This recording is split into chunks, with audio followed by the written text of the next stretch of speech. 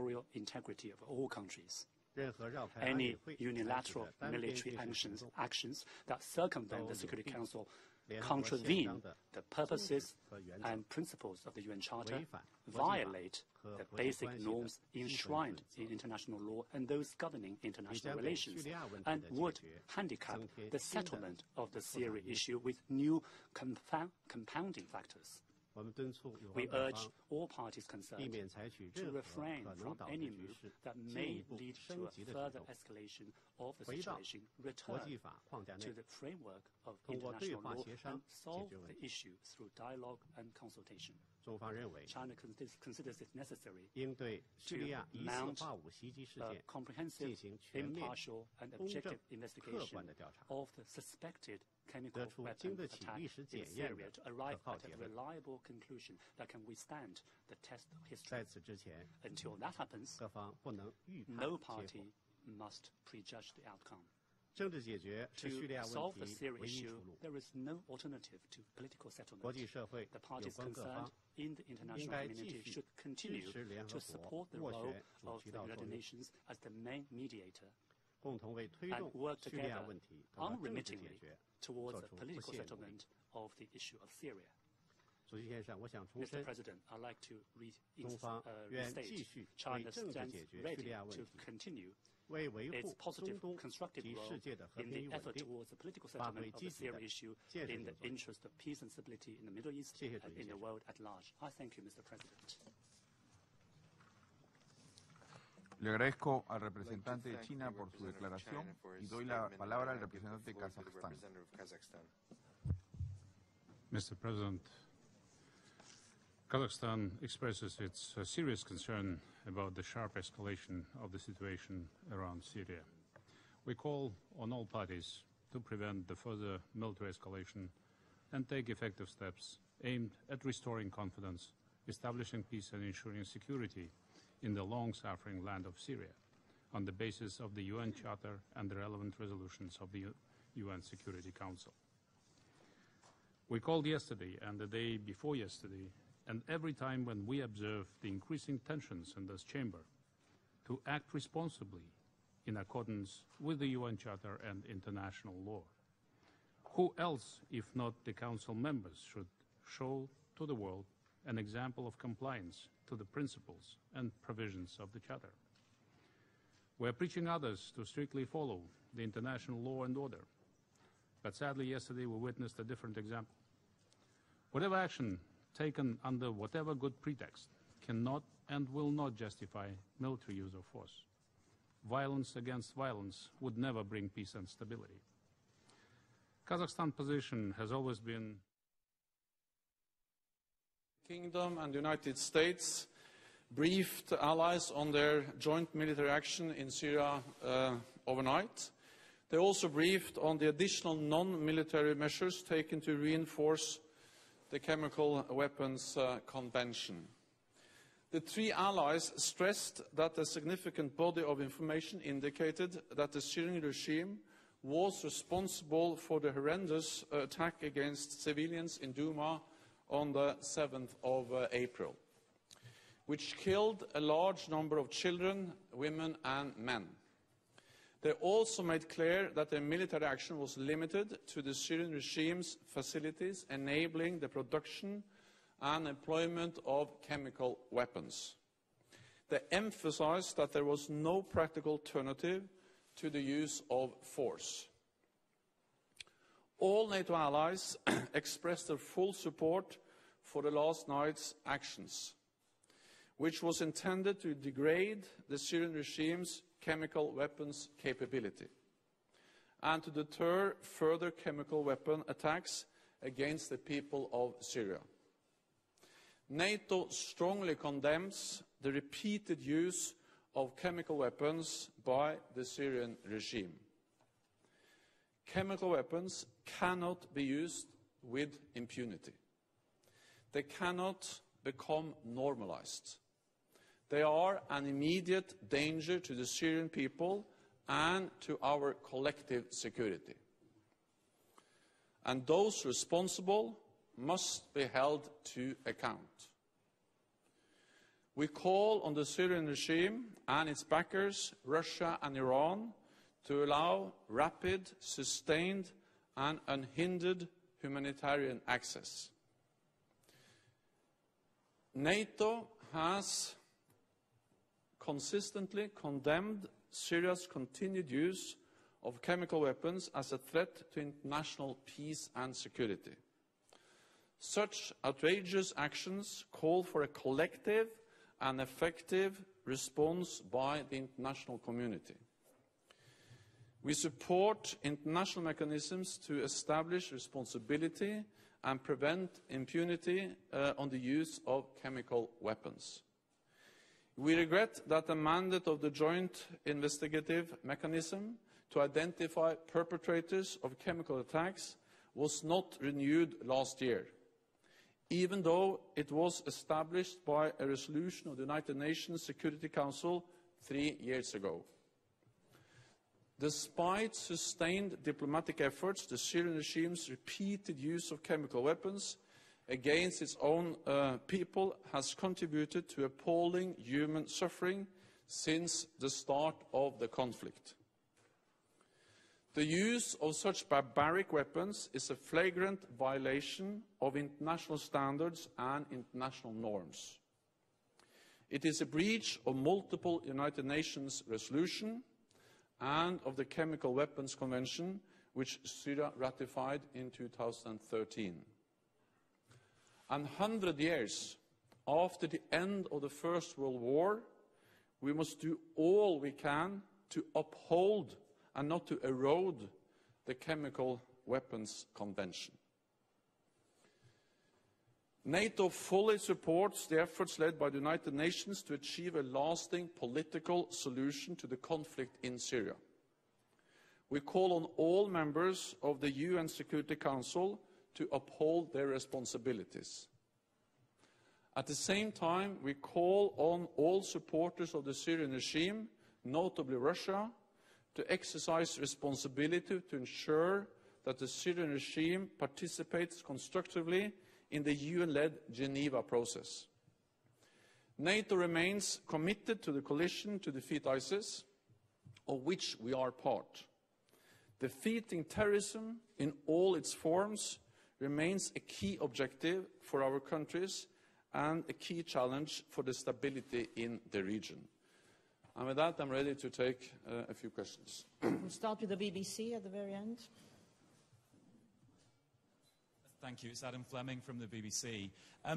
How much of the chemical weapons capability has actually been degraded or destroyed in these strikes? I mean, in other words, could the regime still carry out another Duma even after these airstrikes? The NATO allies that conducted the strike last night, the United States, the United Kingdom and France, briefed us in detail about the strikes, and they assessed that it was a very successful action, and it has significantly degraded the capabilities of Syria to conduct chemical attacks. And at the same time, it had also sent a very clear message helping to deter any future use of chemical weapons. But I will leave it to the three allies which actually conducted the airstrikes to comment on details when it comes to the outcome and the effects of the attack. But all NATO allies welcome that three allies conducted attacks which has degraded the capabilities of of Syria to conduct chemical attacks. Let me also underline that this is about making sure that the use of chemical weapons cannot be something that happens with impunity. It has to be reactions. It has to be a strong reaction from the international community, and that's exactly what we saw last night. Wall Street Journal.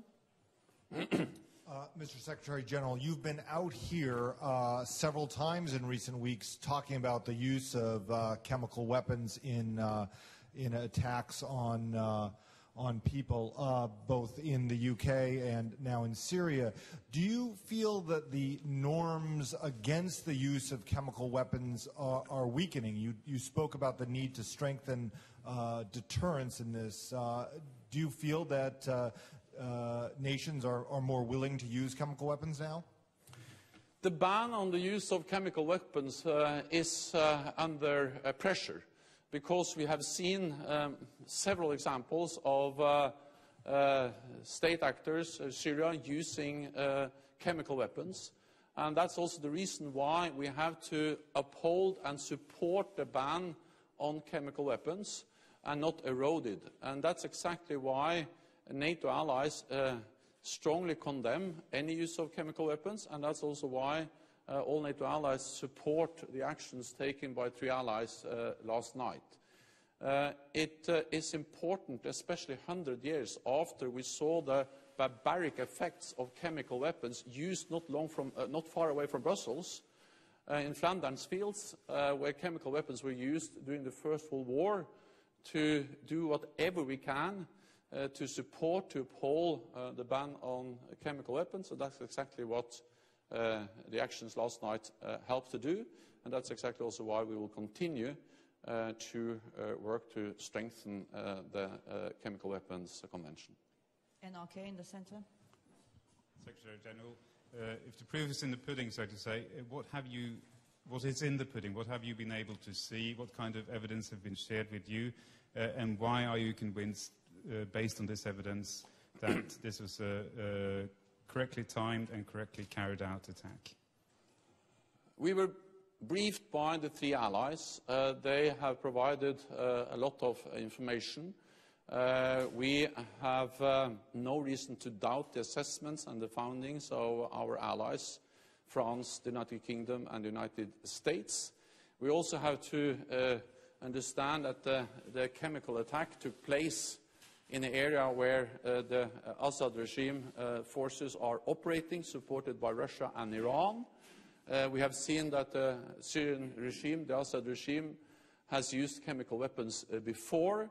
We have seen multiple open sources confirming the use of chemical weapons, and also the World Health Organization has confirmed that chemical weapons were used. So all of this creates a picture which is more than enough for us to support the actions conducted by 3 NATO allies last night. There have also been, of course, consultations between NATO and many NATO allies since the attacks on the 7th of April. I was also briefed by Secretary Mattis last night before the attacks. And we have also been, of course, in close contact with both the United Kingdom and France over the last days. Al-Arabiya in the center. Nuruddin Flidi from Al-Arabiya News Channel. Mr. Secretary General, you described the last night military operation as a successful operation. Do you believe, after the briefing that you had from the 3 states, that the stockpile of chemical weapons has been destroyed and there is no more need for further military attacks against the Syrian regime? And don't you think that this limited operation may complicate the search for a political solution? Thank you. I didn't get the last question. Don't you think that this military operation, even if it is a limited one, may threaten the search for a political solution by the United Nations? No, actually on the contrary. I think if we have just been silent and accepted the use of chemical weapons, it will have undermined the efforts to find a political solution. So we strongly express support for a UN-led political process. There is no military solution to the conflict in Syria, but at the same time, I think it really will be dangerous if the international community accepts use of chemical weapons, and therefore we support the actions taken last night, which were very targeted, measured and proportionate, and actually targeted at chemical weapon facilities. We have been briefed by the allies that conducted these strikes that they assess them as very effective. They have been able to degrade the capabilities of the Syrian regime, and we are, of course, glad and we welcome the detailed briefs we have received from our allies on the effect of the attacks.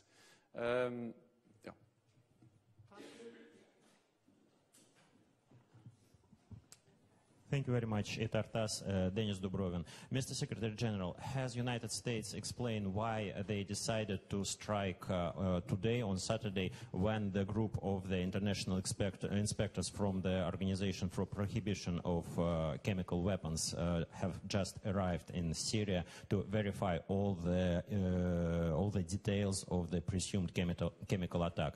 And second question, whom do you intend to bomb in case the information about this chemical attack would be proven to be wrong? Thank you. We welcome the fact that the Organization for Prohibition of Chemical Weapons, OPCW, is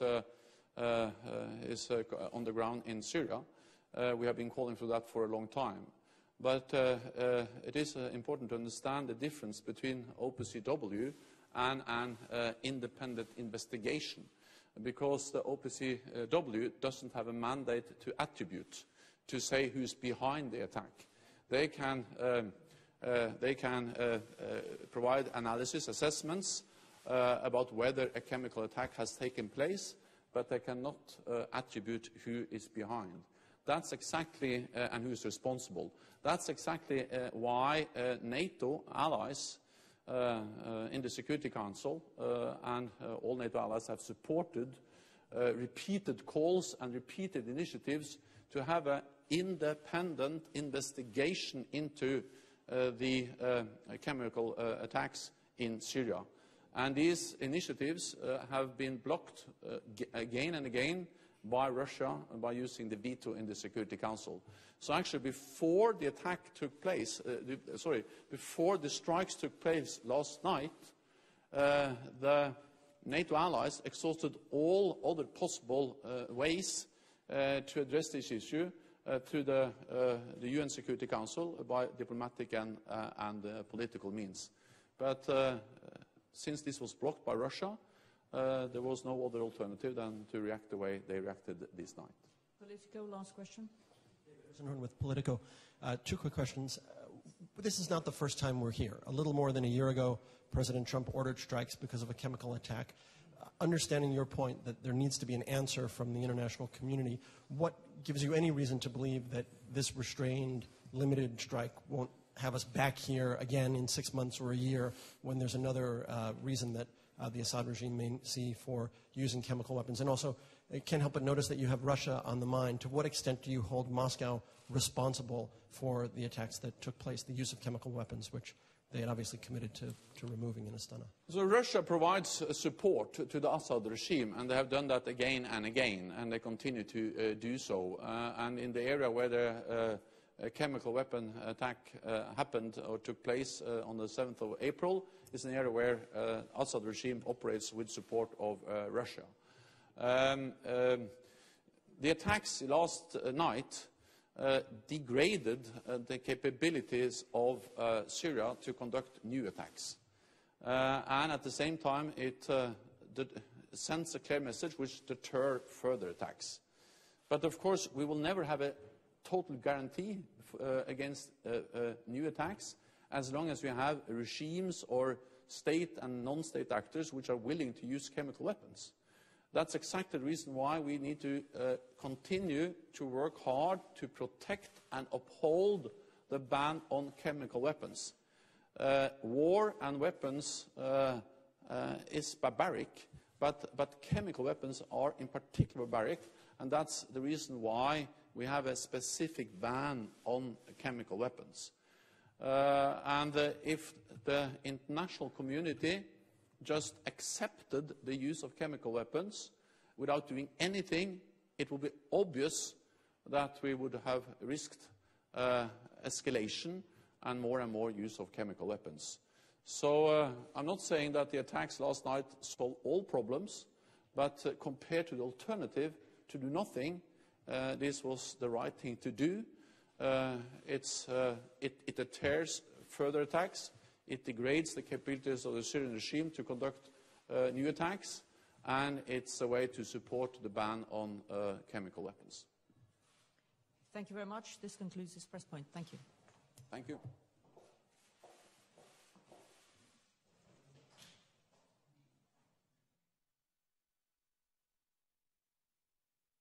moment that we will waver in our pursuit of full accountability for the perpetrators of past chemical attacks. We will not settle for anything less than an independent, impartial attribution mechanism so that the culprits of those heinous attacks can be identified and held accountable. And we call on the Russian Federation to stop opposing this. The use of chemical weapons is a serious violation of international law and may constitute a war crime or crime against humanity. The Kingdom of the Netherlands strongly believes that the international community must fully uphold the standard that the use of chemical weapons is never permissible. Impunity cannot and will not prevail.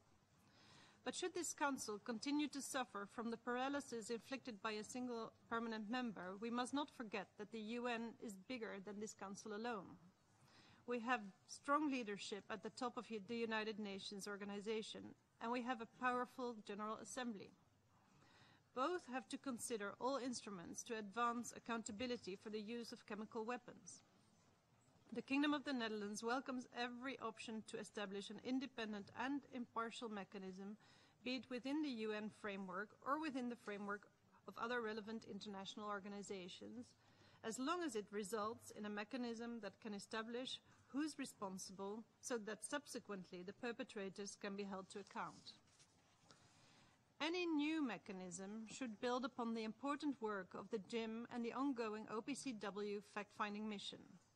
It is therefore crucial that the fact-finding mission has complete and unhindered access to all information, all sides it deems necessary to conduct its investigations with regard to the attack with chemical weapons in Douma last weekend. Mr. President, the international norms against the use of chemical weapons must be respected, and the Syrian people must be relieved from the violence, hardship, and injustice that has haunted them for so long. To that end, we call for a political solution and immediate cessation of violence as earlier agreed upon by this Council, as well as full, unhindered and immediate humanitarian access. We reiterate our determination to achieve justice for the victims. We need to collectively stand up for the fate of the Syrian people. The need to collectively stand up for the fate of the Syrian people is now more apparent than ever. Thank you, Mr. President. Le agradezco a la representante de Países Bajos por su declaración y le doy la palabra al representante del Estado Plurinacional de Bolivia. Muchas gracias, señor presidente. Mi delegación desea agradecer al secretario general por su presencia y por su participación en esta sesión. Bolivia agradece a la Federación de Rusia por haber tomado la iniciativa de convocar esta reunión de emergencia del Consejo de Seguridad. Hoy es un día oscuro en la historia de este Consejo. 3 miembros permanentes han tomado la decisión de, violando la Carta de las Naciones Unidas, tomar acciones unilaterales en contra de la soberanía e integridad territorial de otro Estado miembro de nuestra organización. Bolivia desea manifestar de manera clara y categórica su condena al uso de armas químicas o el uso de elementos químicos como armas por ser un hecho injustificable y criminal donde quiera, cuando y por quien quiera sea cometido, puesto que su uso es un delito grave contra el derecho internacional, la paz y seguridad internacional.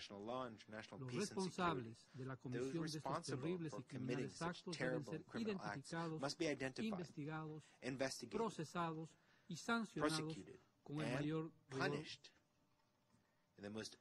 Bolivia continúa exigiendo una investigación transparente e imparcial para que se determine quiénes son los responsables. Pero además de ese tema, el motivo de esta reunión es el hecho de que, reitero, 3 miembros permanentes de este Consejo han hecho uso de la fuerza en violación de la Carta de las Naciones Unidas. No se puede combatir la supuesta violación del derecho internacional con la violación del derecho internacional. Bolivia está sorprendida por el hecho de que los miembros permanentes, al tener una mayor responsabilidad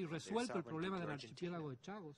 or when the Chavos archipelago issue is not la resolved. opinión consultiva de la Corte Internacional de Justicia sobre When the ese tema. advisory opinion of the International Es Court of decir, Justice estamos on this hablando topic sobre is un not conjunto heated. de In other words, políticas we are talking about a atentatorias a la whole paz y a la range seguridad of policies internacional. that undermine international peace and security. La distinguida representante permanente de los Estados Unidos dice que los Estados Unidos, su país, están listos para disparar. Locked and loaded. Por supuesto, escuchamos claramente sus palabras con mucha preocupación y con mucha tristeza. Sabemos que ellos tienen portaaviones, sabemos que ellos tienen satélites, sabemos que ellos tienen, entre comillas, misiles inteligentes, sabemos que tienen un arsenal de armas nucleares. Y también sabemos que tienen un desdén por el derecho internacional. Pero nosotros tenemos esto. Tenemos los principios y los propósitos de la Carta de las Naciones Unidas. Y al final, como la historia nos lo demuestra una y otra vez, al final, estos principios van a prevalecer. Agradezco al representante de Bolivia por su declaración y le doy la palabra al representante de Kuwait. شكرا سيد الرئيس. في البداية نتقدم بالشكر للأمين العام Thank you, Mr. President. Allow me to begin by thanking the Secretary General, Mr. Antonio Guterres, for his briefing at the beginning of this meeting. Kuwait is convinced and is committed to the principles and objectives of the United Nations and respect for sovereignty of states and non-interference in the internal affairs and the peaceful settlement of disputes. The Charter in Article 24 has determined the responsibility of the Security Council in the maintenance of international peace and security, and it can act on behalf of member states in order to carry out that mandate. In Article 25, stipulates that the members agree to accept and carry out the decisions of the Security Council. What we have seen in the Syrian crisis is a stalemate of the international community's efforts and a flagrant violation of our resolutions. We have followed quite closely and with great concern the most recent developments in Syria as a result of the most recent military operations in response to the use of chemical weapons by Syrian authorities in accordance with international law. And we see that this is as a result of the stalemate in the Security Council and our inability to arrive at a political settlement to this bloody conflict in Syria that has lasted for more than 7 years and has led to massive displacement and the death of hundreds of thousands of people and major destruction of infrastructure in many towns. Mr. President, the chemical weapons file for some time has represented, has had a unified approach within this council. We have condemned the use of any chemical weapons in Syria, regardless of the party which has used such weapons. Moreover, the Security Council adopted resolution 2118 unanimously, a resolution which imposed measures under Chapter 7 of the UN Charter. في حال عدم امتثال الأطراف لأحكامه وفي حال استمرار استخدام الأسلحة الكيميائية في سوريا وهي الأسلحة المحرمة دوليا كما ذكرنا ولضمان تفعيل ذلك القرار نجح المجلس في شهر أغسطس من عام 2015 باستصدار القرار 2235 الذي أنشأ آلية التحقيق المشتركة بهدف تحديد المسؤولين عن أي جرائم باستخدام الأسلحة الكيميائية في سوريا وبالفعل حددت الآلية مرتكبي تلك الجرائم في حوادث عدة إلا أن الانقسام المؤسف في موقف المجلس شجع أطراف الأزمة على الاستمرار في مخالفة قرارات الشرعية الدولية وانتهاك القانون الدولي الإنساني والقانون الدولي لحقوق الإنسان وقرارات مجلس الأمن ذات الصلة. ويأتي القرار الأخير 2401 مثالا آخر على انتهاك القرارات حيث اعتمده المجلس بالإجماع رغم أنه دعا إلى وقف إطلاق النار دون تأخير والسماح بدخول المساعدات الإنسانية للمناطق المحاصرة، ولكن هذا القرار الإنساني كما تعلمون لم يجد مع الأسف طريقه للتنفيذ. إن دولة الكويت تأسف لهذا التصعيد وتدعو إلى تجاوز الخلافات ما بين أعضاء المجلس وتدعو إلى استعادة وحدة مجلس الأمن وضرورة تحمله لمسؤولياته في صيانة السلم والأمن الدولية وفقا لما نص عليه ميثاق الأمم المتحدة وسد الفجوة الموجودة حاليا من خلال الاتفاق على آلية جديدة مستقلة ومحايدة ومهنية في أي استخدام للأسلحة الكيماوية في سوريا تهدف إلى تحديد الأطراف المسؤولة عن أي من تلك الجرائم. ونجدد استعدادنا التام للمشاركة في أي جهود تصب اتجاه تحقيق التوافق في مواقف الدول الأعضاء في المجلس وبما يضمن محاسبة مرتكبي هذه الجرائم وضمان عدم إفلاتهم من العقاب وبما يحافظ على منظومة عدم انتشار أسلحة الدمار الشامل. سيد الرئيس، من المؤكد بأنه لا حل عسكري للأزمة في سوريا ولا بد من تكثيف الجهود لتجنيب الشعب السوري مزيد من المعاناة. ونجدد هنا موقفنا المبدئي والثابت من الأزمة السورية والذي يتفق وينسجم مع موقف جامعة الدول العربية الداعي إلى الحفاظ على وحدة وسيادة واستقلال سوريا ووقف أعمال العنف والقتال لحقن الدماء والحفاظ على أرواح أبناء الشعب السوري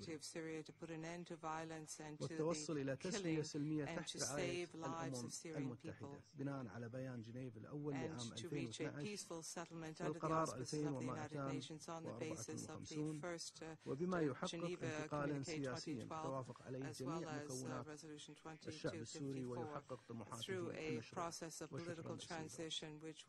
enjoy the involvement of all Syrian parties so that the Syrian people can achieve their legitimate aspirations. Thank you. I thank Kuwait for his statement, and I now give the floor to the representative of Ethiopia.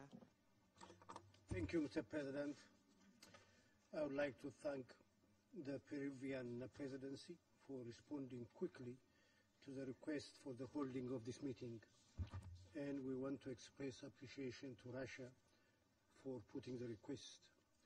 It would have been a serious dereliction of duty on the part of the Council if it had failed to meet in light of what had transpired yesterday. We also thank the Secretary General for his briefing and for being here. For those of us elected members of the Security Council, the responsibility is indeed extremely heavy to the point of being unbearable. We are here, let's not forget, representing 193 countries to whom we have made, unlike the permanent members, so many promises, but which in general are encapsulated in the Charter of the United Nations. For those of us members of the African Union, an organization which for obvious historical reasons attaches huge importance to scrupulous adherence to the principles of the Charter, the obligation we have to tell the truth and stand up and be counted for peace is just enormously heavy. All the more so when the parties involved, from our own national perspective, are friends, Mr. President. It was only yesterday that the UN Secretary General urged member states to act responsibly in these dangerous circumstances and stressed the need to avoid the Syrian situation from spiraling out of control. And indeed, he repeated the same today. We also have been repeatedly expressing our concern that the dynamic in Syria could lead to devastating consequences not only nationally but regionally and internationally. No doubt, the strike undertook by the three countries yesterday appears for the moment not to have led to the spiraling of the situation out of control. We do not take that lightly, even though it might be difficult to take it in light of the potential danger we still face as a consolation. That is why we call for maximum restraint, the exercise of wisdom, as well as a quick return to dialogue among the major powers that have enormous influence on the current situation in Syria. As we have stressed yesterday and earlier, it's absolutely vital to resume the path of diplomacy. The alternative, no doubt, would be catastrophic, beyond our imagination. We hope nobody wants to see that happening, but it could if we do not act together with a huge sense of urgency to diffuse the current tension and reduce further military escalation. Mr. President, by no means do we overlook the genesis of this tragedy we are facing. It has to do with the alleged use of chemical weapons in Douma.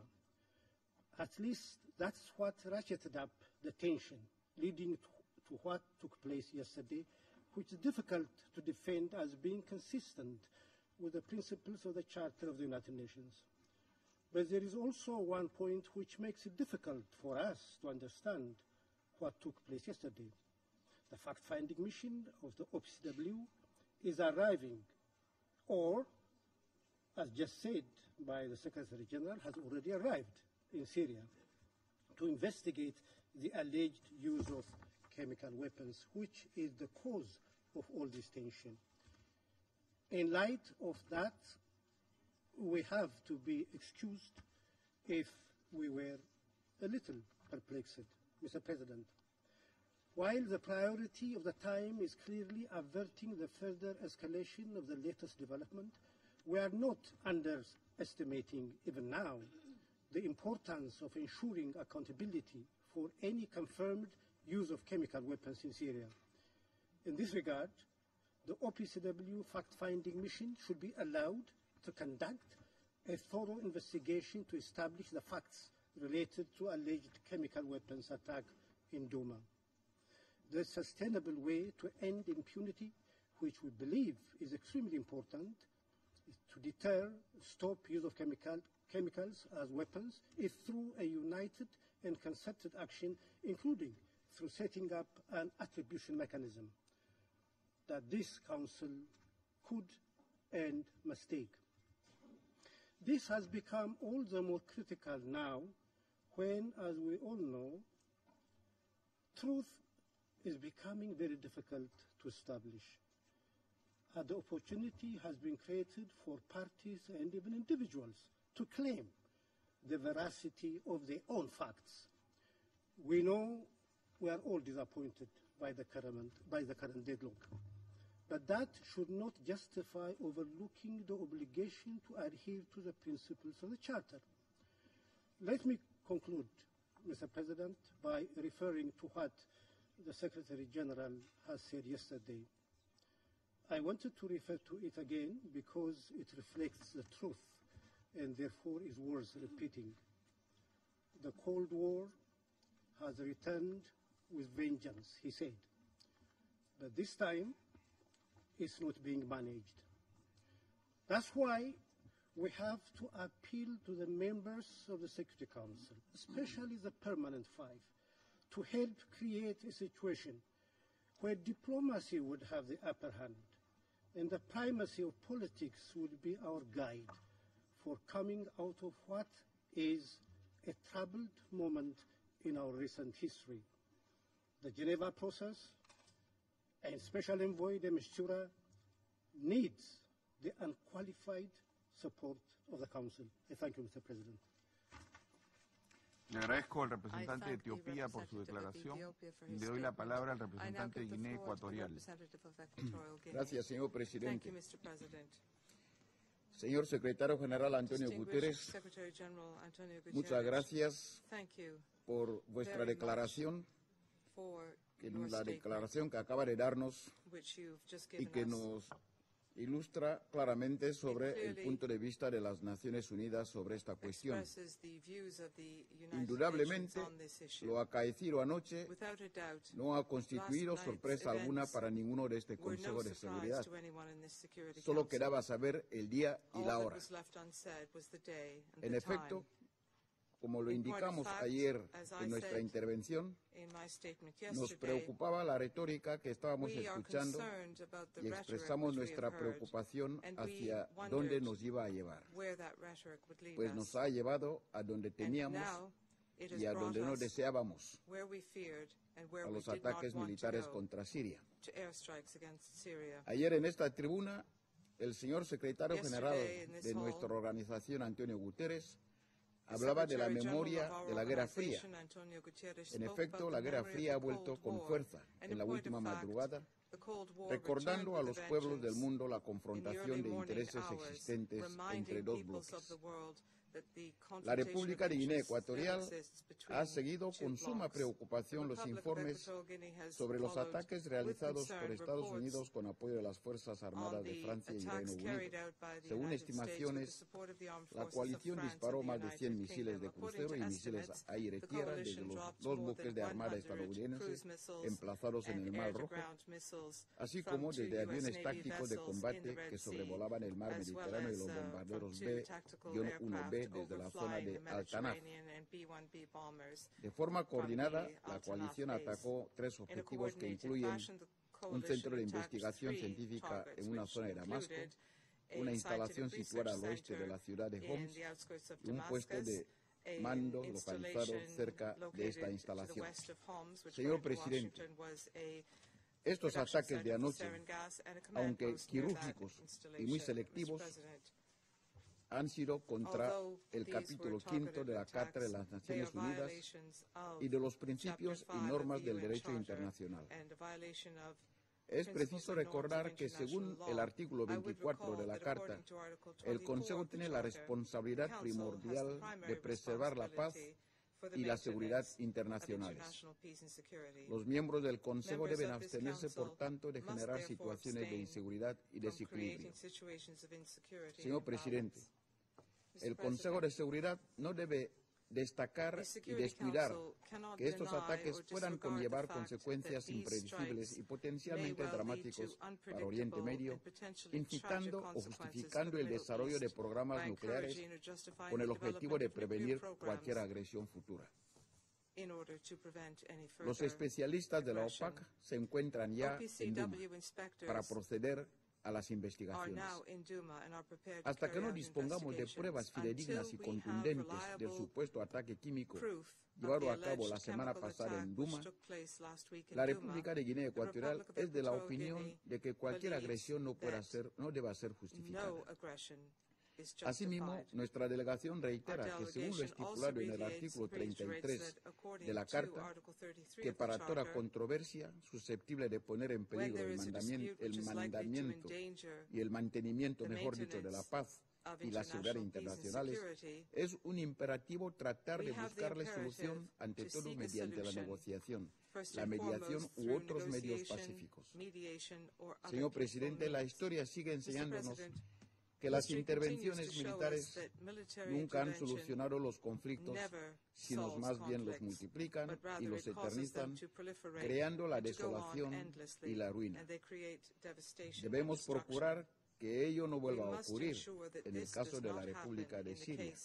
Y volvemos a señalarlo.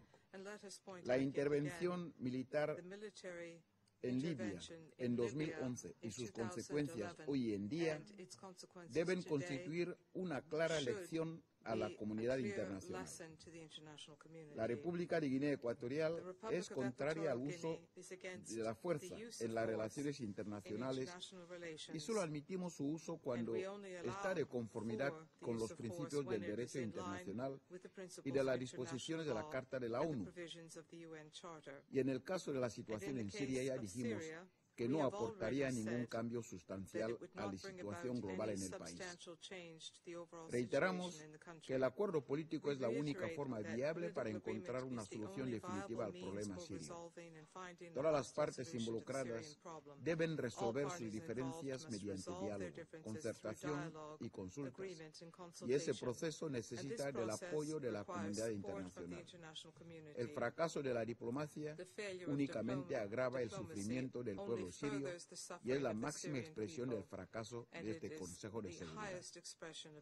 Guinea Ecuatorial sigue pensando que para esclarecer totalmente lo ocurrido en Duma el pasado 7 de abril, se debe llevar a cabo una investigación exhaustiva, imparcial y objetiva para llegar a una conclusión confiable. Instamos a la misión de determinación de los hechos de la Organización para la Prohibición de las Armas Químicas a realizar rápidamente una investigación e informar sobre sus conclusiones lo antes posible ante el Consejo de Seguridad, al igual que volvemos a insistir sobre la urgente necesidad de crear, bajo los auspicios del señor secretario general, un órgano de investigación profesional, independiente y transparente que pueda atribuir la responsabilidad y la autoría de la utilización de armas químicas, a fin de que dichos autores, sea quien sea o quienes sean sometidos a la justicia internacional. Solo de esta forma, esta espinosa cuestión podría encontrar consenso y la voz unánime de este Consejo de Seguridad. Señor Presidente, finalizo mi intervención repitiendo la postura sin equívocos de la República de Guinea Ecuatorial, que es la de condena sin reservas de la utilización de armas químicas, sea quien sea el que las utilice. Muchas gracias. Le agradezco al representante de Guinea Ecuatorial por su declaración y le doy la palabra al representante de Côte d'Ivoire. Merci, Monsieur le Président. Thank you, Mr. President. Monsieur le Président, la délégation ivoirienne remercie Monsieur le Secrétaire général pour sa présence et pour son exposé sur les derniers développements de la situation en Syrie suite aux frappes aériennes menées par certains membres du Conseil de sécurité dans la nuit du 25 vendredi 13 avril 2018. La Côte d'Ivoire demande à l'ensemble des acteurs impliqués à divers niveaux dans le conflit en Syrie de faire preuve de retenue et de ne pas compliquer davantage la situation désastreuse dans laquelle se trouve le peuple syrien. Les armes et les bombes ont trop frappé la Syrie, au mépris des fondements de notre action collective en faveur de la paix. Monsieur le Président, est-il besoin de rappeler que, en signant la Charte des Nations Unies en 1945, les membres fondateurs de l'ONU avaient à cœur de parvenir à instaurer un nouvel ordre mondial fondé sur le multilatéralisme et sa volonté de faire de la paix un bien commun universel dont la préservation a été confiée aux Nations Unies et au Conseil de sécurité dans le cadre de ses responsabilités fondamentales. Le secrétaire général vient de nous le rappeler. Dans toutes les circonstances où elle a guidé l'action de la communauté internationale, le respect des principes de la Charte des Nations Unies nous a toujours permis de surmonter les difficultés les plus inextricables, évitant ainsi bien des désastres à l'humanité. C'est donc fort de sa conviction profonde dans les vertus du multilatéralisme que mon pays estime que le recours à la force dans le but de préserver la paix et la sécurité internationale doit être autorisé par le Conseil de sécurité afin de lui préserver l'autorité juridique indispensable et éviter ainsi toutes les dérives et tous les abus. Seul le Conseil de sécurité, fort de sa forte et représentative de notre temps, saura mobiliser les Nations Unies et pourra mobiliser tous les membres des Nations Unies autour de sa responsabilité première du maintien de la paix et de la sécurité internationale. La Côte d'Ivoire exprime donc ses vives préoccupations au regard de l'incapacité de notre Conseil à relancer le dialogue en Syrie et à faire reculer les partisans de la solution militaire. Monsieur le Président, la Côte d'Ivoire saisit l'opportunité de la présente séance pour réitérer sa condamnation sans réserve à l'utilisation des armes chimiques, quels qu'en soient les auteurs, et appelle à la mise en place d'un mécanisme multilatéral d'établissement des responsabilités et à traduire les auteurs d'utilisation d'armes chimiques devant les juridictions internationales compétentes. Dans ce contexte, elle réitère son soutien à l'enquête qui sera menée par la mission d'établissement des faits de l'Organisation pour l'interdiction des armes chimiques en vue de faire la lumière sur les allégations d'utilisation d'armes chimiques à Douma, dans le Ghouta oriental. La Côte d'Ivoire exhorte à nouveau les membres du Conseil de sécurité à une unité d'action afin de mettre un terme à leurs divergences et de parvenir à la mise en place de ce mécanisme de réduction des comptes que tous les membres du Conseil appellent de leur vœu. Monsieur le Président, la Côte d'Ivoire réaffirme sa conviction et sa position de principe selon laquelle la réponse à la crise en Syrie ne saurait être militaire. Au contraire, elle doit plutôt être recherchée dans le cadre d'un dialogue et d'un processus politique inclusif, comme le prévoit la feuille de route de la résolution 2254 du Conseil de sécurité des Nations Unies. L'heure est donc venue de donner résolument une chance au dialogue et de remettre notre Conseil dans le sens de l'histoire. Le agradezco al representante de Côte d'Ivoire por su declaración. Formularé ahora una declaración en mi calidad de representante del Perú. El Perú observa con profunda preocupación la evolución de los sucesos en Siria. Ante las acciones militares en respuesta a las informaciones sobre el uso de armas químicas en contra de la población civil en ese país, reiteramos la necesidad de evitar que la situación se salga de control y genere mayores amenazas para la estabilidad en la región y para la paz y seguridad internacional. El Perú condena todo empleo de armas químicas que constituye un crimen atroz y por ello ha apoyado el urgente envío a Siria de una misión de investigación de la Organización para la Prohibición de las Armas Químicas, OPAC, así como la creación de un mecanismo de atribución de responsabilidades dedicado, independiente, objetivo e imparcial, y lamenta el bloqueo para que el Consejo tome una decisión al respecto. En ese sentido, el Perú alienta al secretario general de las Naciones Unidas a redoblar sus esfuerzos de conformidad con las prerrogativas que le confiere la Carta, con miras a apoyar a resolver el impasse en que se encuentra el Consejo y establecer el referido mecanismo de atribución de responsabilidad. El Perú considera que toda respuesta a los crímenes cometidos en Siria, así como la solución al conflicto en Siria, deben ajustarse a la Carta de las Naciones Unidas, el derecho internacional y las resoluciones de este Consejo de Seguridad. Como ha recordado el señor secretario general, este Consejo es el órgano al que le compete la responsabilidad primordial de mantener la paz y seguridad internacionales y corresponde a sus miembros actuar con unidad en el cumplimiento de esa responsabilidad.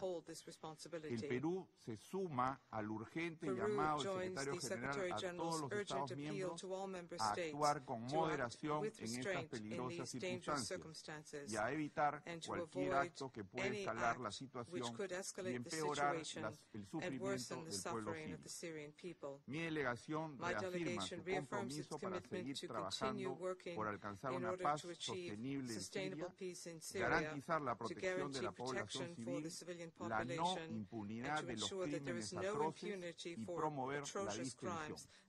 Muchas gracias. Retomo ahora mis funciones como presidente del Consejo de Seguridad. La representante del Reino Unido ha pedido la palabra para formular una nueva declaración. Le doy la palabra.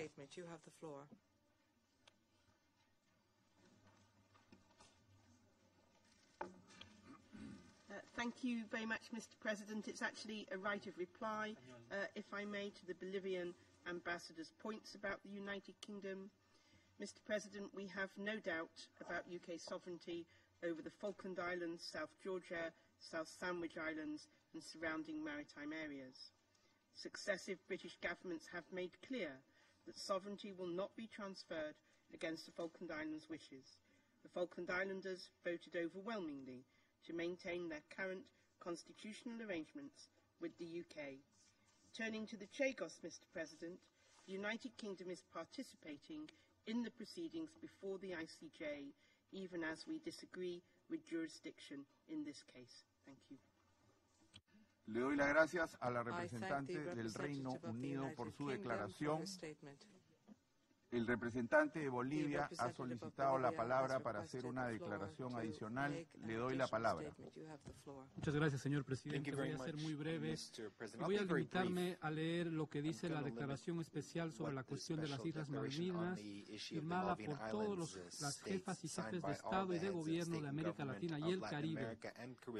Dice así: los jefes de Estado y de Gobierno reiteran su más firme respaldo a los legítimos derechos de la República Argentina en la disputa de soberanía sobre las Islas Malvinas, Georgias del Sur y Sandwich del Sur y los espacios marítimos circundantes, y el permanente interés de los países de la región en que los gobiernos de la República Argentina y del Reino Unido de Gran Bretaña e Irlanda del Norte reanuden las negociaciones a fin de encontrar a la mayor brevedad posible una solución pacífica a dicha disputa de conformidad a la resolución 2065 de la Asamblea General de las Naciones Unidas y otras pertinentes.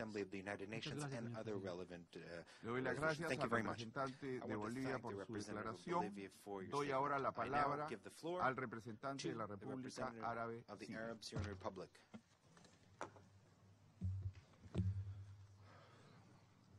شكرا سيد الرئيس. وأرحب بتواجد السيد الأمين العام معنا اليوم في هذه اللحظات الهامة من تاريخ وعمل مجلس الأمن. لقد حذر السيد الأمين العام في بيانه الهام أمس من أن الحرب الباردة قد عادت، وهذا صحيح، ونتفق كلنا على وجاهة هذا الكلام. وعلينا أن نتذكر في هذه المناسبة من الذي أطلق عودة فلسفة الحرب الباردة. طبعا كلنا نتذكر أنه بعد انهيار الاتحاد السوفيتي سابقا ظهرت كتب فلسفية في هذه البلاد كتبها شخص يدعى فرانسيس فوكوياما الذي ألف كتابا بعنوان نهاية التاريخ، وتلاه شخص آخر مفكر أمريكي آخر اسمه سامويل هانتينغتون فألف كتابا عنوانه صراع الحضارات. هذان الكتابان أسسا لعودة فلسفة الحرب الباردة، لأن مضمون هذين الكتابين كان: يا شعوب العالم، إما أن تسلكوا النهج الأمريكي وتتبعوا الإرادة الأمريكية، أو سنعتدي عليكم. يعني بالمثل الأمريكي الشائع my way or the highway. هكذا عادت أجواء فلسفة الحرب الباردة. الكذب لا يفيد شيئا أيها السادة. الكذب لا يفيد شيئا، يفيد صاحبه مرة واحدة. الكذب يخدع لمرة واحدة فقط، أما عندما يتكرر يصبح هذا الكذب lie just once. They're useful مكشوفا when وفاضحا whoever lies لصاحبه. just lies once. When the lies keep being repeated, well, that person who lies only تحدث زميلي السفير underscores the الفرنسي fact that the person lying عن is a أنه liar. My هو colleague, the distinguished representative of وبريطانيا France, والولايات المتحدة الأمريكية قاموا بالعدوان على بلادي باسم المجتمع الدولي. هيك قال لا كوميونيتي انترناسيونال. that the aggression of his country, أنا along أريد with the أن United Kingdom and the أستفسر United States, عن was أي carried مجتمع out on behalf دولي of the international يتحدث community. زميلي السفير الفرنسي. And هل if that is يتحدث the عن case, I مجتمع wonder دولي what, موجود؟ which international community is he speaking of? Is he فعلاً؟ speaking of a real international هل community هذا that المجتمع actually الدولي الذي exists? تمثلونه أنتم Is that وافق international على أن community تقوم that هذه you الحكومات represent? الثلاث بالعدوان على بلادي؟ Has it هل حصلت هذه authorized الحكومات this, الثلاث على this تفويض من مجلس trilateral or tripartite ارتكاب aggression against العدوان my على country? بلادي؟ Did your governments receive a mandate from this organization from this international زملائي community to السفراء attack my country? الأمريكية والبريطانية والفرنسي My American and French and أنهم British قصفوا colleagues مراكز إنتاج مواد كيميائية في have سوريا. claimed هيك قال that they have bombed إذا centers كانت for the حكومات production هذه of الدول chemical weapons الثلاث in Syria. تعرف If مواقع governments of these هذه three المراكز countries, التي ادعوا أنهم قصفوها، if they فلماذا knew لم يشاطروا هذه the actual المعلومات location مع or منظمة the role حظر of these الأسلحة الكيماوية؟ production centers that they claim to have ولماذا bombed? لم يشاطروا هذه If المعلومات they knew about مع that, why فريق didn't they share that التحقيق information with the الموجود في دمشق OPCW? Why didn't they قبل share أن يرتكبوا عدوانهم على this بلاد؟ information with the fact-finding mission present هذا in سؤال. Damascus before attacking my country? This is just a question I'm putting to بالمناسبة you. أؤكد لكم جميعا على وصول وفد من بعثة تقصي الحقائق التابعة لمنظمة حظر الأسلحة الكيماوية إلى دمشق ظهر اليوم. طبعا تم تأخير وصول الوفد من بيروت إلى دمشق لأسباب غير معروفة لمدة يوم كامل إلى أن حدث العدوان. وكأن هناك من أوعز لهذا الفريق أن لا يتجه إلى دمشق أمس قبل حدوث العدوان as though it was an attempt to prevent this team of investigators from reaching Damascus. المهم أن الوفد وصل إلى دمشق ظهر اليوم وسيعقد بناء على طلبه But the delegation did reach Damascus today at midday and will hold a meeting in 2 hours, 7 p.m. Damascus time with the authorities كل المساعدة اللازمة للوفد لإنجاح مهمته. And my government will of course بناء مركز البحوث العلمية في برزة أيها السادة الذي تم قصفه من قبل العدوان الثلاثي.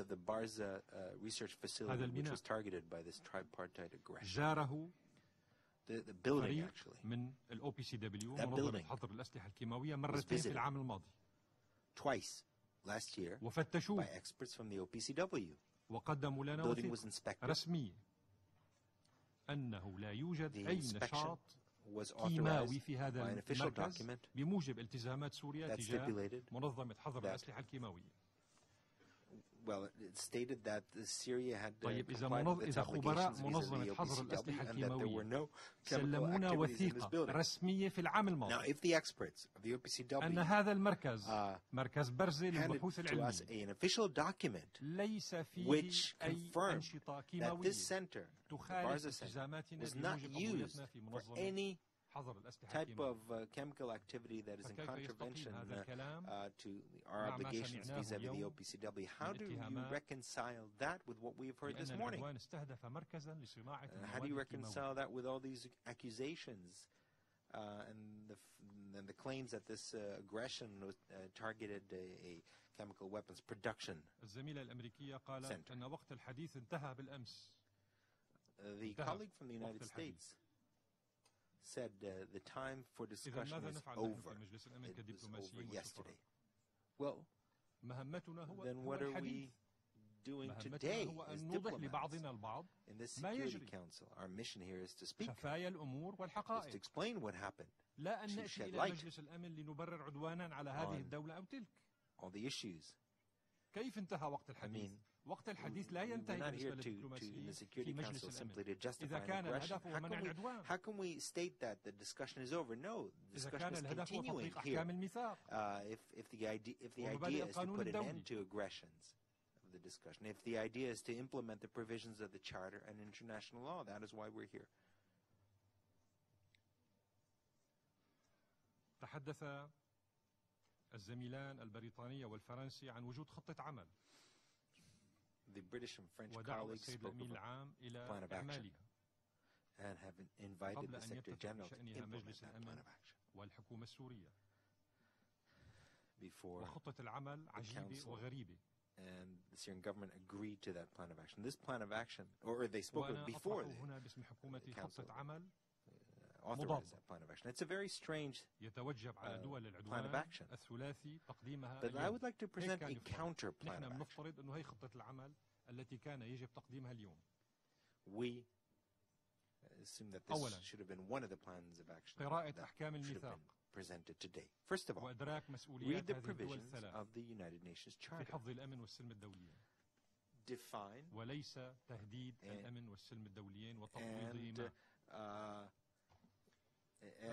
and recall the responsibility of these three states in maintaining international peace and security rather than threatening it. I have three versions of the Charter, two in English, one in French. Perhaps these three states should reread what the Charter actually states. التوقف الفوري عن تقديم هذه الدول كل أشكال الدعم للمجموعات الإرهابية المسلحة في بلاد. Three states to immediately stop supporting the armed terrorist groups active in التوقف عن الكذب وفبركة الادعاءات لتبرير عدوان هذه الدول الثلاث المستمر على بلاد سوريا.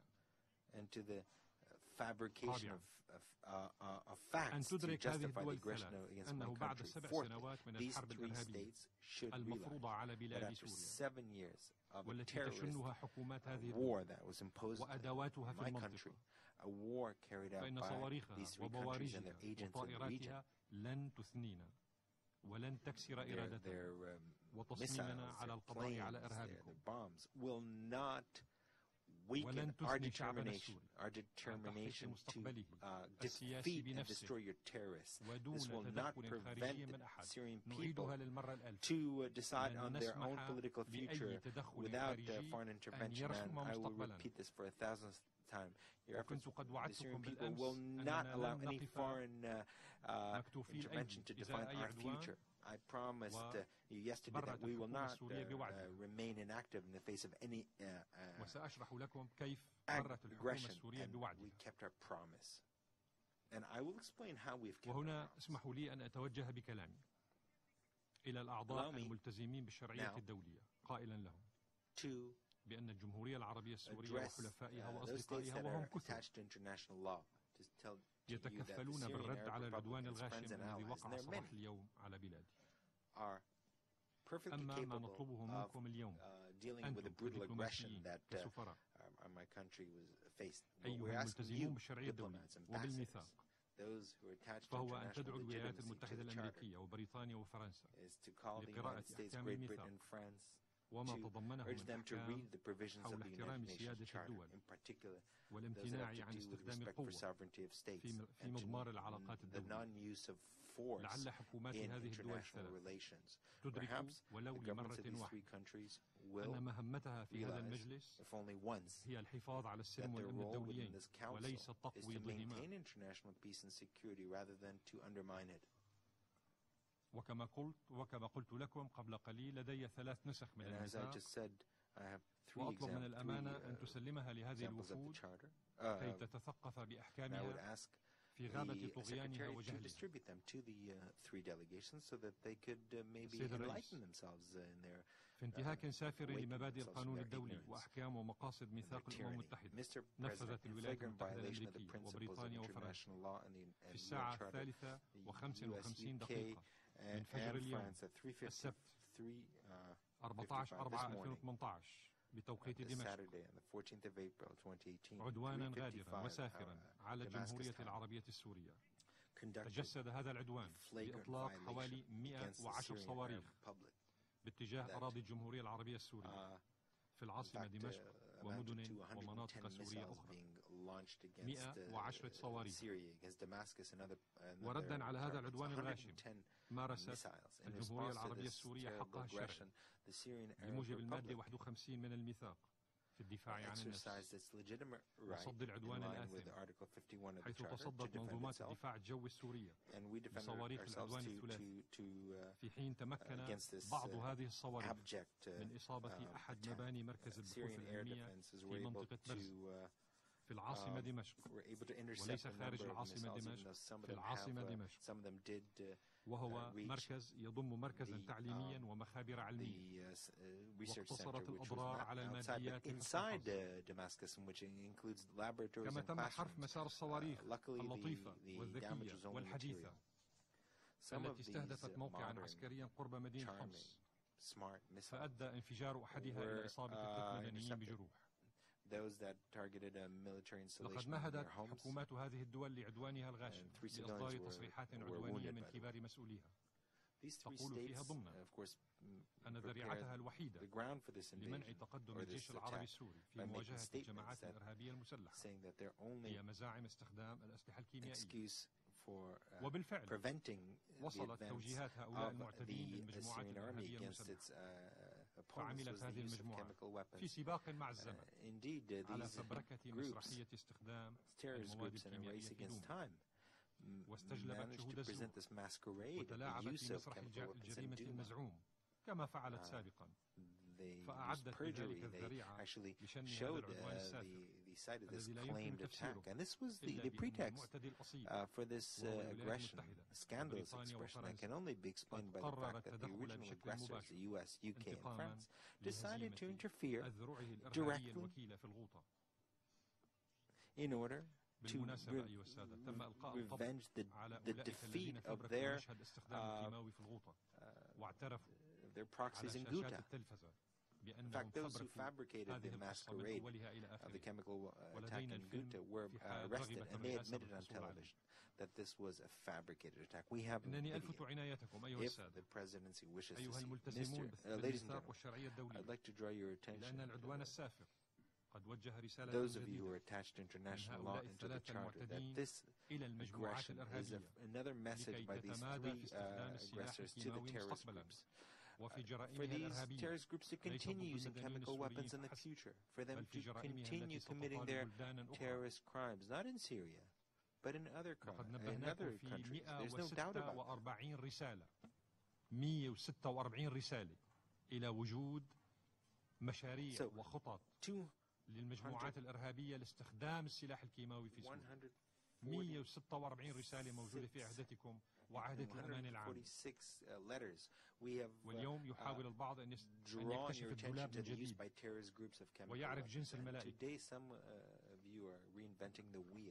تعلمون جميعا أيها السادة أن هذا العدوان قد تزامن مع وصول بعثة التحقيق التابعة لمنظمة حظر الأسلحة الكيميائية إلى بلاد سوريا بناء على طلب من حكومة بلاد وذلك للتحقيق في الهجوم الكيميائي المزعوم في دوما. وبالمحصلة الطبيعية فإن الرسالة الأساسية التي وجهها هؤلاء المعتدون لكم وللعالم بأسره أنهم لا يقيمون وزنا لولايتكم كأعضاء في مجلس الأمن ولا يريدون تحقيقا شفافا ومهنيا وإنما يسعون إلى إعاقة عمل البحث واستباق نتائجه والضغط عليها في محاولة للتغطية على أكاذيبهم وفبركاتهم والحيلولة دون فصل تماما كما كان قد حصل قبل 6 سنوات في العام 2013 مع الدكتور سيلستروم عندما كان في طريقه من دمشق إلى خان العسل كما شرحت لكم في بيان سابق.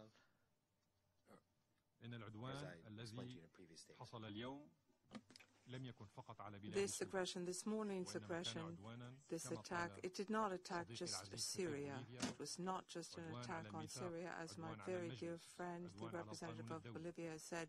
This is an attack against international law, against the Security Council, against the Charter, an attack against the 193 members of this organization.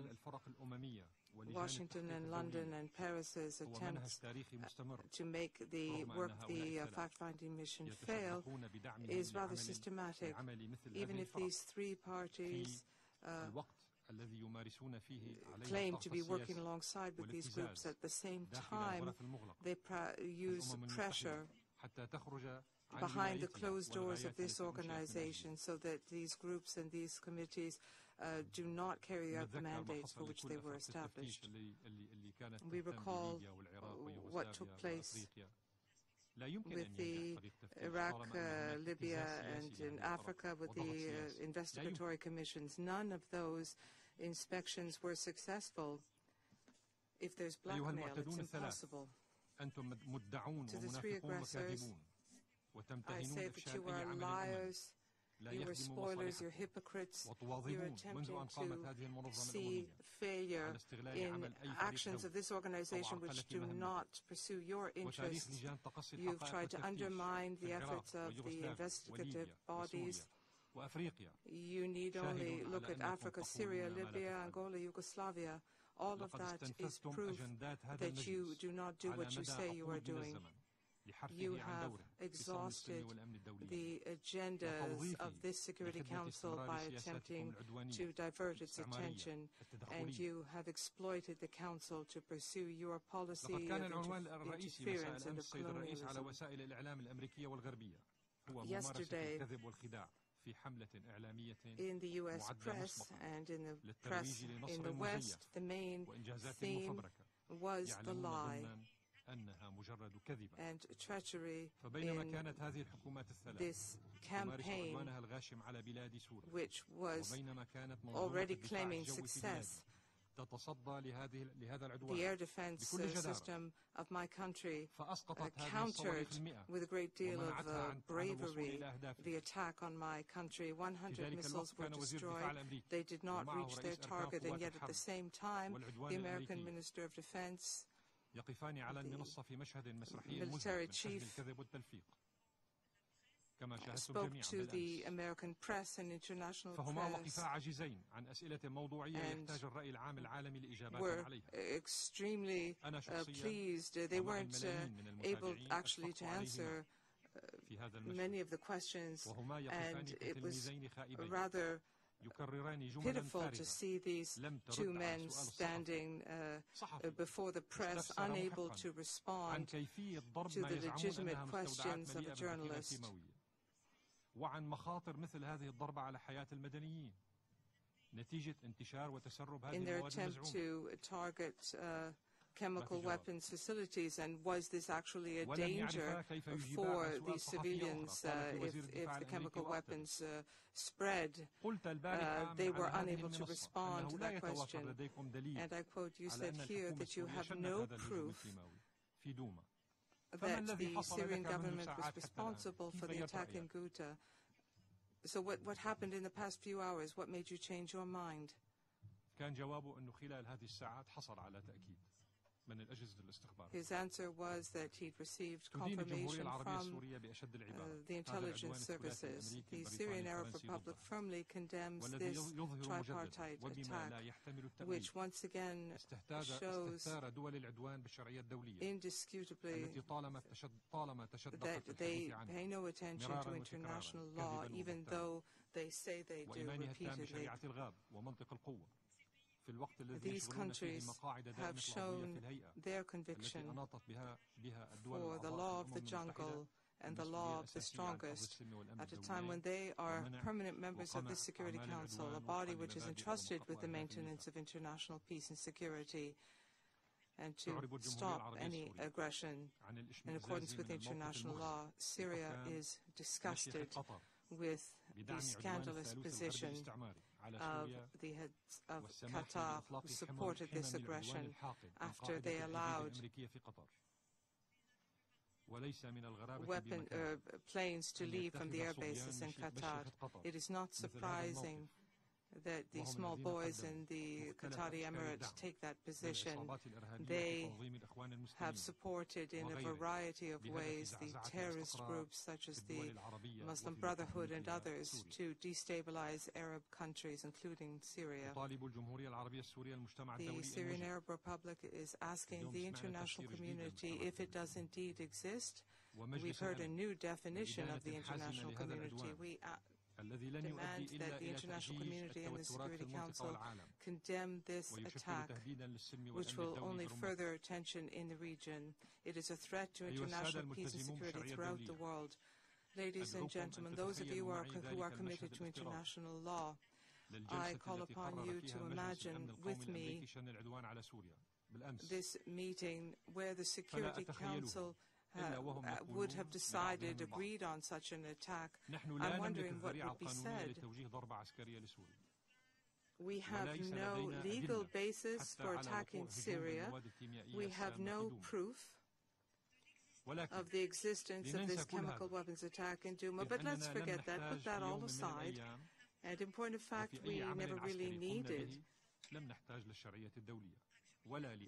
in any military action that we've carried out, we've never really needed international law. And then I'm just imagining this discussion. I'm imagining what this discussion would have been like yesterday. This military attack is necessary for us and for our allies, so that public opinion in our country can turn their eyes away from our own political scandals, and so that the Emirates in the Gulf pay the price for this. All of that to defend and protect the terrorism that we've seen for years in Syria. Thank you, Mr. President. Gracias al representante de la República Árabe Siria por su declaración. Los miembros del Consejo tienen ante sí el documento S/2018/355, que contiene el texto de un proyecto de resolución presentado por la Federación de Rusia. El Consejo está listo para someter a votación el proyecto de resolución que tiene ante sí. Someteré ahora a votación el proyecto de resolución.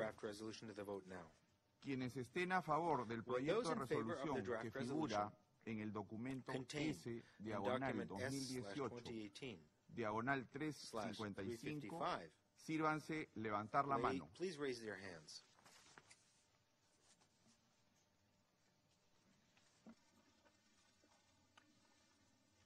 En contra. Those against?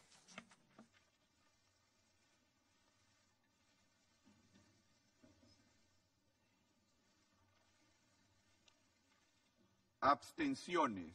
Abstentions?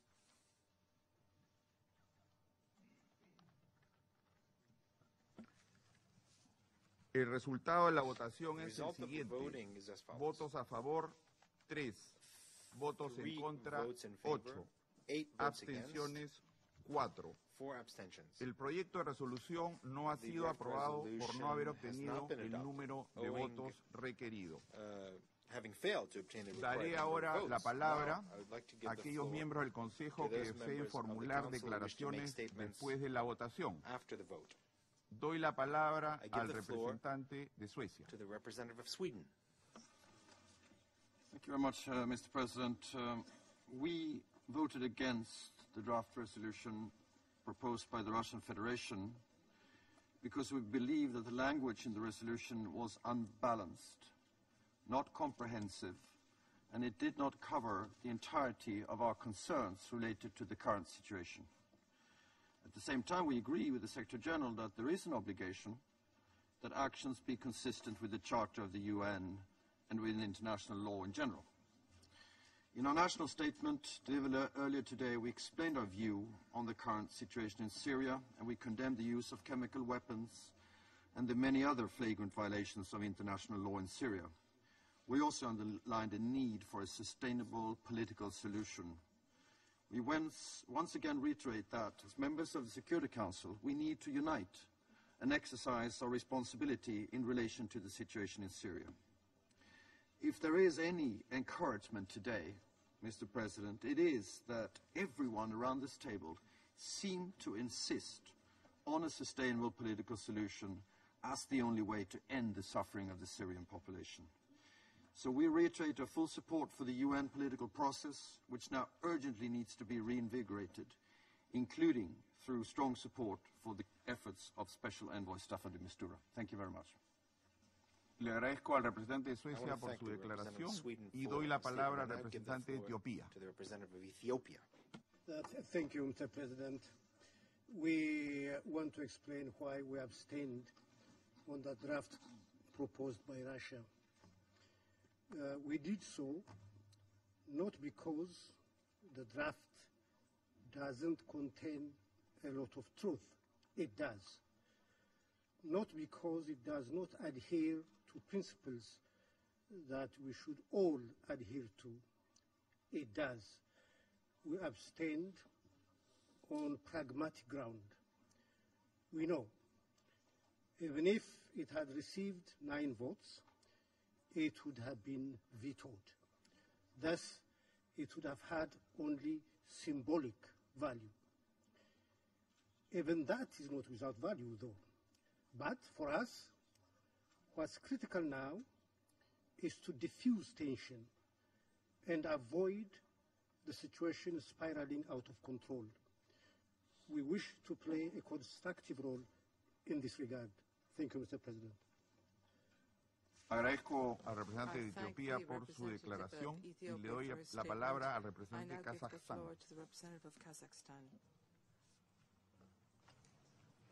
Mr. President, Kazakhstan has abstained from voting on the resolution considered today because we believe that all disputes between states should be resolved by peaceful dialogue and constructive negotiations on the basis of equal responsibility for peace and security. As I have already mentioned in my statement, we call for all parties to refrain from any actions that can aggravate further the tensions and lead the situation to a spiraling out of control from which we would need to retract back. I thank you. Agradezco al representante de Kazajstán por su declaración y le doy la palabra al representante de Guinea Ecuatorial.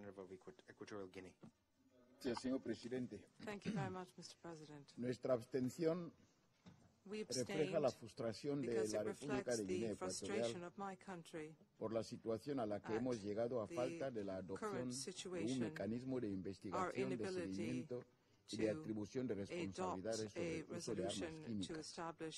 Con esta abstención queremos hacer un llamamiento para que retomemos la iniciativa de la preparación de una resolución que pueda ser consensuada para el establecimiento de este mecanismo y poder evitar actos como los que conocimos ayer. En este sentido, queremos recordar la iniciativa que había tomado Suecia y que había sido respaldada por los países de A10, o sea, mejor dicho, de E10, y que podamos ya introducir las reformas que sean necesarias en este proyecto de resolución a fin de que se pueda adoptar por consenso y establecer ese mecanismo bajo los auspicios del secretario general de las Naciones Unidas. Muchas gracias. Le agradezco al representante de Guinea Ecuatorial por su declaración y le doy la palabra al representante de Francia. Monsieur le Président, le projet de résolution présenté par la Russie vient d'être clairement rejeté. Ce vote envoie un message clair sur la compréhension par les membres du Conseil de sécurité des motivations et des objectifs de nos actions d'hier, the aims of our action yesterday, the need for these actions, their proportional and targeted nature were recognized. And what's most important, no one contests the fact that use of chemical weapons cannot be tolerated and must be deterred. That is essential. Now it's important for us to look toward the future. As I just said earlier, these strikes are a necessary response in the service of law and in the service of our policy to put an end to the Syrian tragedy. This is why, together with our British and U.S. colleagues, we will be presenting a draft resolution on the political, chemical, and humanitarian tracks of the Syrian dossier in order to achieve a lasting solution to the conflict. France will work with all the members of the Security Council for this purpose. Thank you.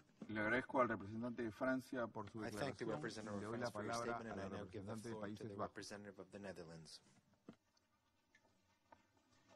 Thank you, Mr. President. The Kingdom of the Netherlands has voted against the draft resolution proposed by the Russian Federation.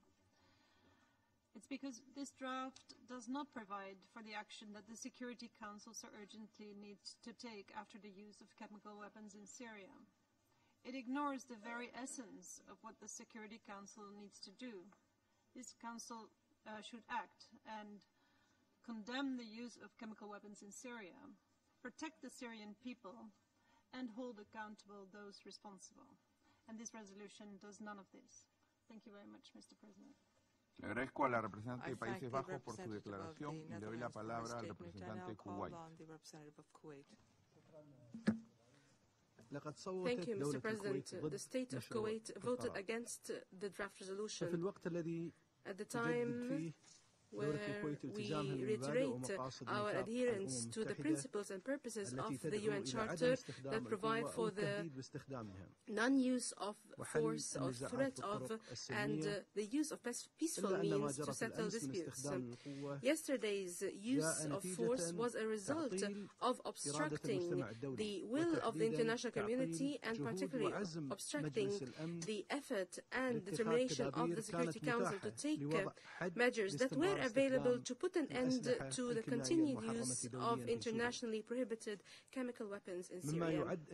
This is a flagrant violation of Resolution 2118 that unequivocally expressed the determination of the Council to take action under Chapter 7 of the Charter in the case that one or more parties do not comply with the provisions and in case of the continued use of chemical weapons in Syria. The Council needs to regain its unity and shoulder its responsibilities towards the maintenance of international peace and security in accordance with the UN Charter. It must agree on a new, independent, impartial and professional mechanism to investigate any use of chemical weapons that would identify those who are responsible for those crimes and hold them to account and make sure they do not enjoy impunity. We call for intensified efforts and a return to the political track under the auspices of the UN to reach a peaceful settlement of the crisis in accordance with Geneva I Communique of 2012 and Resolution 2254. I thank you, Mr. President. Le doy las gracias al representante de Kuwait por su declaración y le doy la palabra al representante de China. Thank you, Mr. President. As all know, China has always opposed the use of force in international relations. We advocate the respect of sovereignty, independence, unity, and territorial integrity of all countries. Any unilateral military action bypassing the Security Council runs counter to the purposes and principles of the UN Charter and violates the principles of international law and the basic norms governing international relations and will further complicate the Syrian issue. Based on the above principled position, China voted in favor of the draft resolution put forward by the Russian Federation. I would like to emphasize here that political settlement is the only viable way to solve the Syrian issue. China urges the relevant parties to keep calm, exercise restraint, and return to the framework of international law and resolve the issues through dialogue and negotiation. We support the role of the UN as main channel for mediation, and we will make unremitting efforts for the political settlement of the Syrian issue together with the international community. Thank you, Mr. President. Le agradezco al representante de China por su declaración y le doy la palabra al representante de la Federación de Rusia.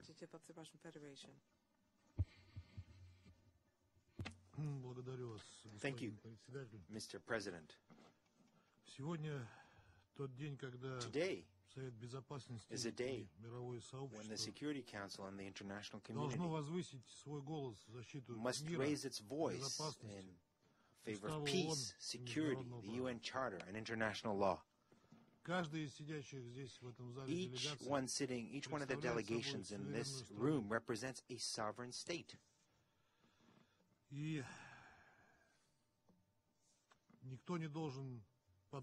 And no one should try to urge them or dictate to them how to interpret international law, the UN Charter, and how to exercise their own conscience.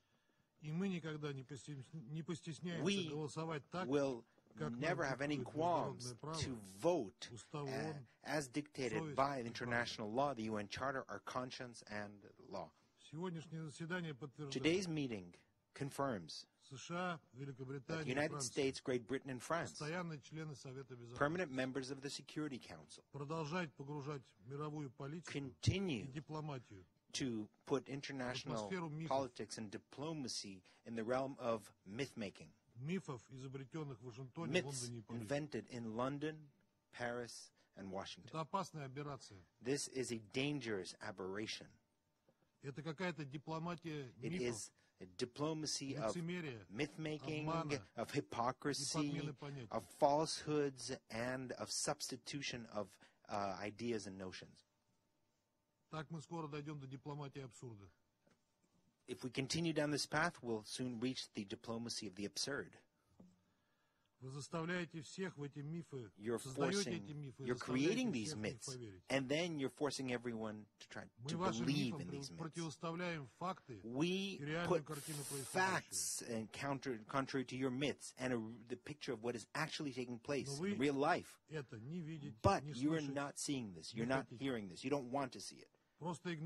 You're simply disregarding what we are telling you. You have invented a legend about this constant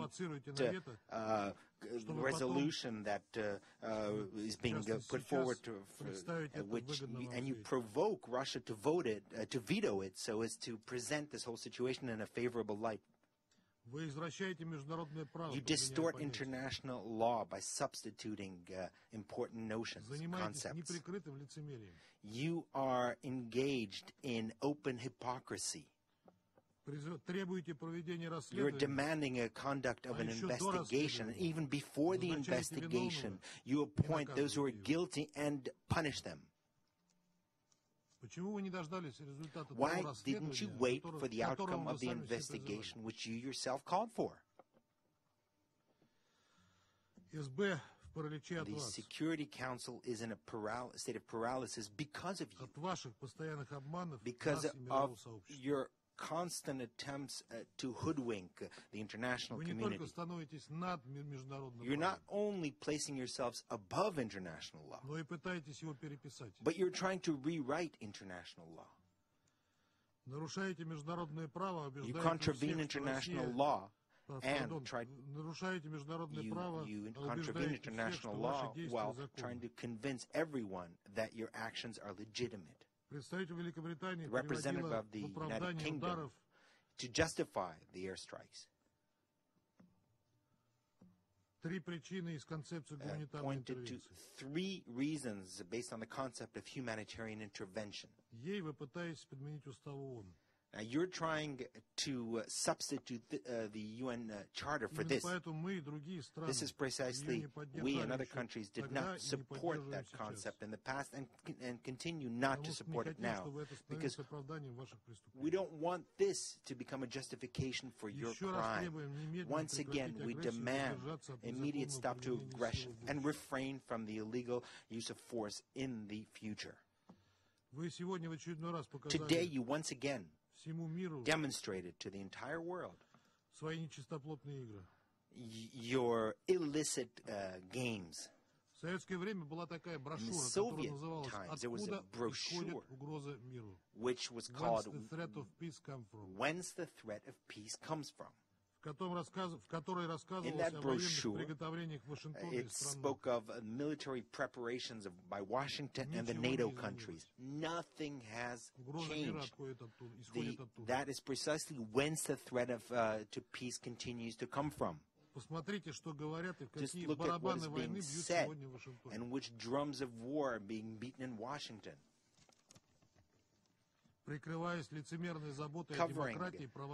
using the cover of hypocrisy and the interest in democracy and human rights. Now, this is from note 507, and I can't give you a list of all these things that in that note. It's too long. I can mention other examples about how the French president expressed an interest in the investigation in Duma and was ready to send French experts in his conversations with President Putin. Then all of a sudden that just evaporated because a different algorithm was launched. That's quite obvious. Today is a very sad day, Mr. President. It's a sad day for the world, for the UN, for its charter, which was blatantly violated. For the Security Council also, which has shirked its responsibilities. I would like to believe that we will not see a day that is worse than today. Thank you very much. Le agradezco al representante de la Federación de Rusia por su declaración. Formularé ahora una nueva declaración en mi calidad de representante del Perú. El Perú ha votado en abstención debido a que consideramos que el proyecto no reflejaba adecuadamente la necesidad de garantizar la rendición de cuentas correspondiente al empleo de armas químicas en todo el territorio sirio. Asimismo, porque el lenguaje de la misma es desbalanceado y no contribuye a recuperar la unidad de este Consejo necesaria para abordar en forma integral los acontecimientos en Siria. Vuelvo a asumir la función de presidente del Consejo.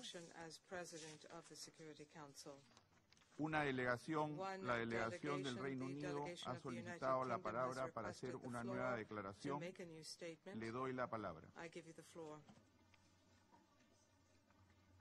Thank you very much, Mr. President. I think it's obvious why we voted against the resolution.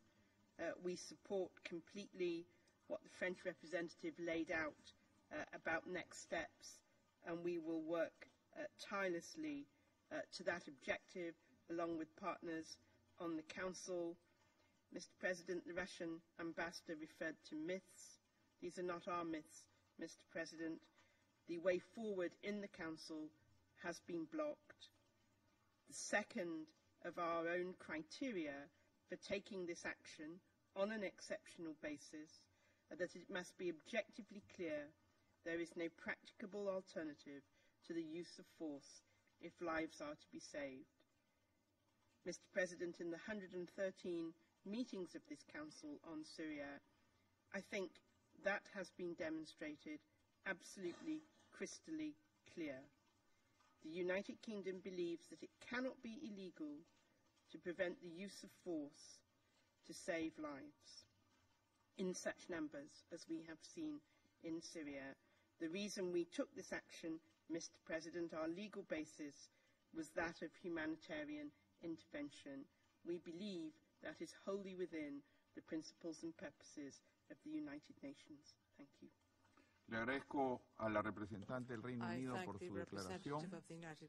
El representante de la República Árabe Siria ha solicitado la palabra para formular una nueva declaración. Le doy la palabra.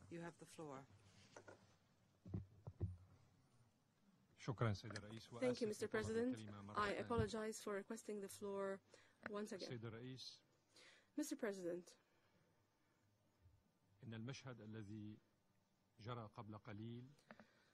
the scene that we just witnessed is quite sad. In this council, there are those who prefer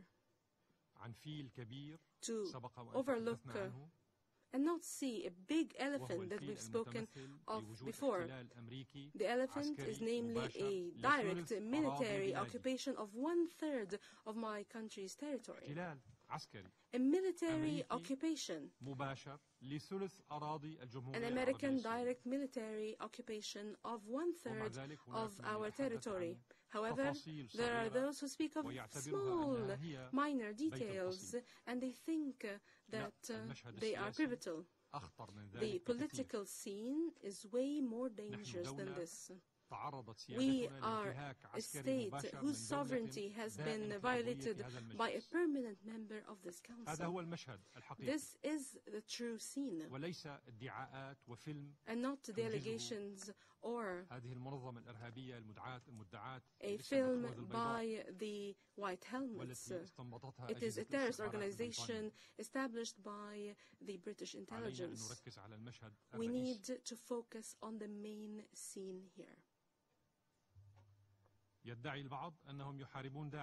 Some would claim that they are fighting ISIL in Syria and Iraq. However, they have given air cover for ISIL.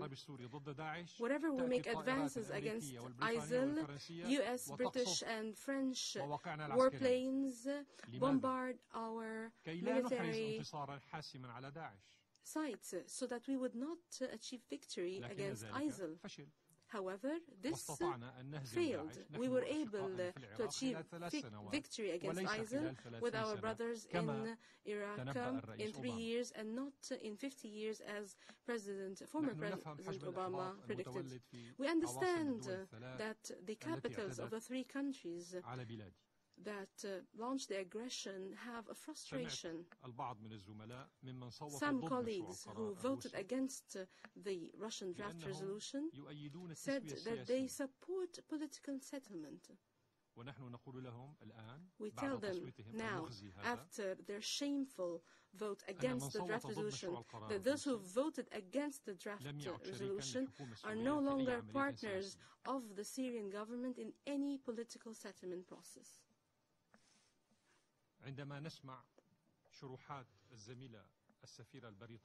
The British ambassador explained things about the Malvinas Islands. This testimony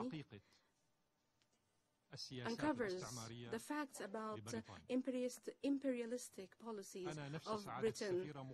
Madam Ambassador, I am actually the rapporteur of the C24 on the decolonization, and I work under the agenda of the UN and the agenda of the Secretary General. And my job and my colleagues in C24 is to end colonization in this world, and the Malvinas is on the list of territories that do not enjoy independence. We work in accordance with the UN agenda to end the British occupation of the Malvinas.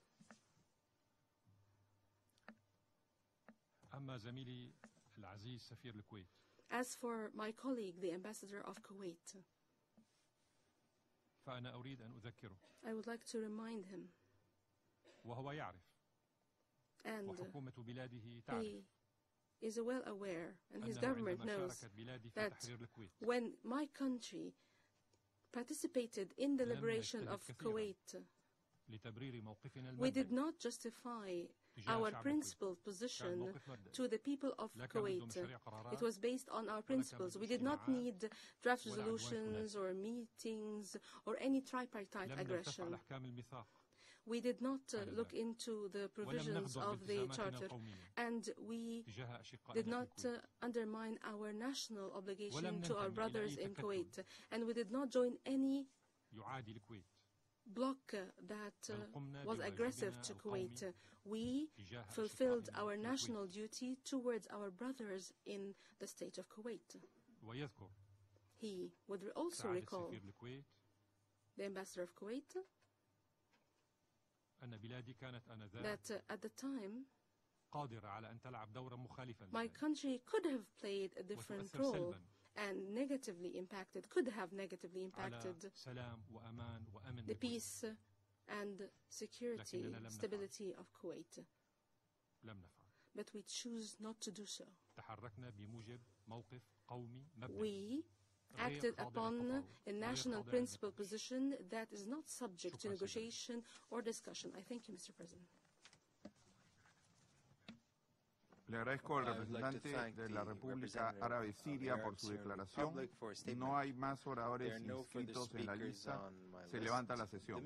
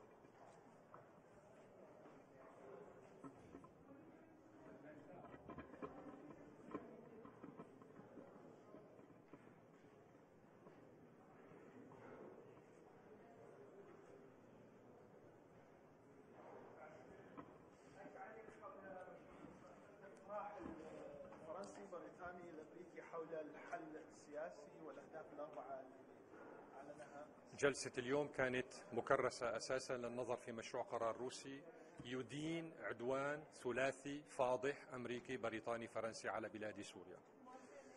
Of course, the only purpose of today's meeting of the Security Council was to condemn, to present a Russian draft resolution in order to adopt it. This draft resolution condemns the trilateral aggression, American, British, French aggression against my country, and calls for the immediate cessation of this military aggression. That was the only purpose of today's meeting. Any other deviation and shifting from this main purpose aimed at killing and undermining this main purpose. Thank you so much. Master, can you give us an idea about the depth?